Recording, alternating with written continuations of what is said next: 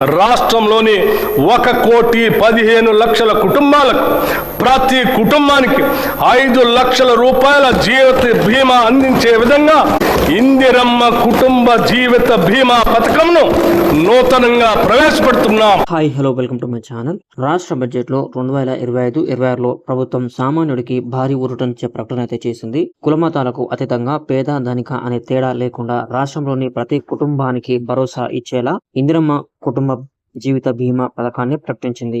అసలు ఈ పథకం ఎవరికి వర్తిస్తుంది, దీనివల్ల కలిగే ప్రయోజనాలు ఏంటి, ఎప్పటి నుండి ఈ పథకం అమల్లోకి వస్తుంది అనే పూర్తి వివరాలు ఈ వీడియోలో అయితే తెలుసుకుందాం. అంతకన్నా ముందు మీరు కనుక మన ఛానల్ కి కొత్తగా వస్తే వెంటనే సబ్స్క్రైబ్ చేసుకోండి. ఈ వీడియో మీకు ఎక్కడ నచ్చినా కూడా లైక్ చేయడం మాత్రం మర్చిపోకండి. ఇక వివరాల్లోకి వెళ్దాం.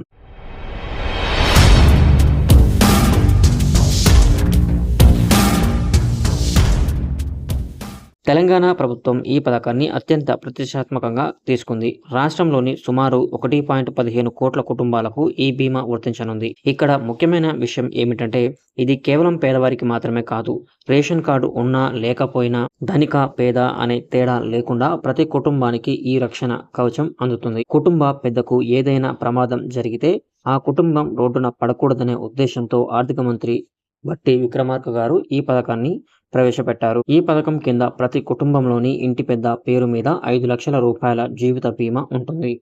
దురదృష్టవశాత్తు కుటుంబ పెద్ద మరణిస్తే ఆ కుటుంబానికి తక్షణ ఆర్థిక సహాయంగా ఈ 5 లక్షల రూపాయలు అందుతాయి. ప్రభుత్వం ఈ పథకం కోసం బడ్జెట్ లో భారీగా నిధులు కేటాయించింది. ఎల్ఐసి లేదా ఇతర ప్రభుత్వ రంగ సంస్థల ద్వారా దీనిని అమలు చేసే అవకాశం ఉంది. మరి ఈ పథకం ఎప్పటి నుండి అమల్లోకి వస్తుంది అని ఎదురు చూస్తున్నారా? రాష్ట్ర ఆవిర్భావ దినోత్సవ వేడుకలను పురస్కరించుకొని 2026 జూన్ 2వ తేదీ నుండి ఈ ఇందిరమ్మ కుటుంబ జీవిత బీమా పథకాన్ని అధికారికంగా ప్రారంభించనున్నట్లు ప్రభుత్వం స్పష్టం చేసింది. అంటే వచ్చే ఏడాది జూన్ నుండి తెలంగాణలోని ప్రతి ఇల్లు బీమా రక్షణలోకి రాబోతుంది. గతంలో రైతులకు మాత్రమే రైతు బీమా ఉండేది, కానీ ఇప్పుడు వృత్తులతో సంబంధం లేకుండా అందరికీ బీమా కల్పించడం ఒక విప్లవాత్మక నిర్ణయం అని చెప్పవచ్చు.